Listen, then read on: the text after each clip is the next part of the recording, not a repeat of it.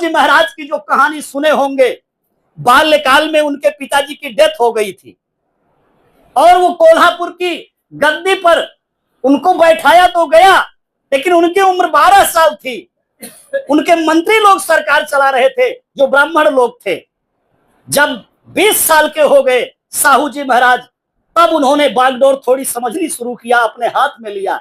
और जो अपने हाथ में लिया उन्होंने, तो वो घटना भी आप लोगों को बताई गई होगी कि वो गए अपनी रसोई का मुआयना करने के लिए, और जब अपनी ही रसोई का मुआयना करने गए और उन्होंने बर्तनों को छू दिया, और छू करके जब हॉल से बाहर निकलने लगे किचन से, तो पंडित जी जो उस रसोई का रसोईया था, उसने गोमूत्र लिया और कुछ जल लिया और उसको छिड़क करके मंत्रोच्चार कर रहा था।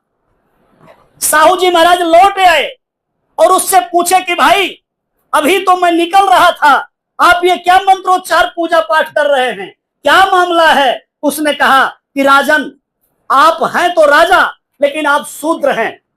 तो कहा कि राजा तो हैं आप लेकिन शूद्र हैं, और इस रसोई का जो भोजन है वो जो महामंत्री लोग हैं सब ब्राह्मण हैं और वो ये भोजन करते हैं। आपने इसको छू दिया, खाना अपवित्र हो गया, अब इसको मैं पवित्र कर रहा हूं। राजा को धक्का लगा। ऐसे एक दो घटनाएं और है। नदी में नहाने के लिए गए, तो जब राजा स्नान करने के लिए जाता था तो साथ में पुरोहित जाता था। पुरोहित कोई मंत्रोच्चार करता था, तो पुरोहित जब मंत्र उच्चारित करने लगा तो महामंत्री भी नहा रहा था, उसके लिए दूसरा मंत्र पढ़ा और राजा के लिए दूसरा मंत्र पढ़ा। राजा ने फिर टोक दिया कि भाई, जो मेरा महामंत्री स्नान किया तब आप कुछ और बोल रहे थे, और जब मैं स्नान कर रहा था तो कोई और मंत्र बोल रहे थे, ये दोनों में डिफरेंस कैसे आ गया? तो उसने मंत्र उच्चारित करने वाले ने बताया कि राजन, वेदों में जो उक्त मंत्र है वो मैं इनके लिए पढ़ रहा था, और पुराणों में जो युक्त मंत्र है वो मैं आपके लिए पढ़ रहा था।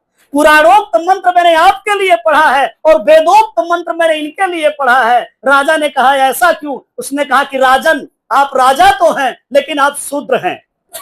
ये पुराणोक्त मंत्र शूद्रों के लिए पढ़ा जा सकता है, लेकिन ये वेदोक्त मंत्र नहीं पढ़ा जा सकता है। वो सिर्फ ऊंची जाति के लिए, वो ब्राह्मणों के लिए, और जो क्षत्रिय राजा होता है, जो उच्च वर्णीय राजा होता है, उसके लिए ही पढ़ा जा सकता है।